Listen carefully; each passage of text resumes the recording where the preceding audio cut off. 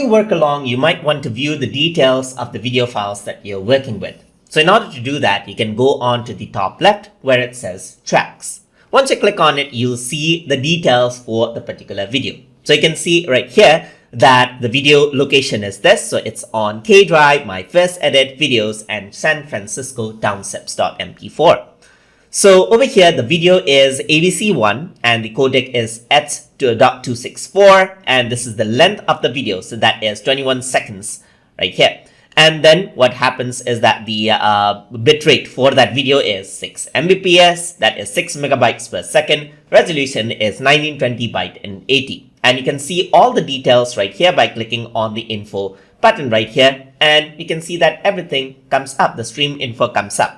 Then we have for the audio, we have MP4, and that's AAC format, which is stored in the video. And there's not much megabits to it. And this is a stereo audio, meaning there's 2 channel of the audio. So that's 2C stereo.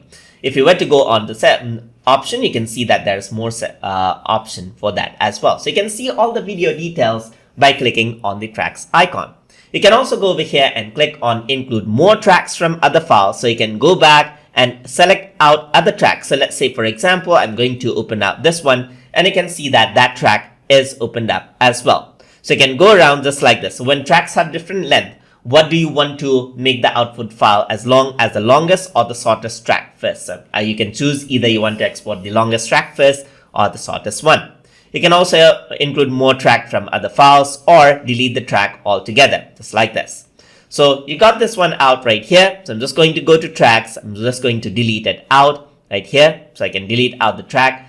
And what you can also do is export out each track as individual files, just like this. So you can export out and divide the audio and video file as well. And that is how you can work around with tracks inside of LossLessCut. So hope you guys learned something as always. And as always, please like, comment, share, and subscribe.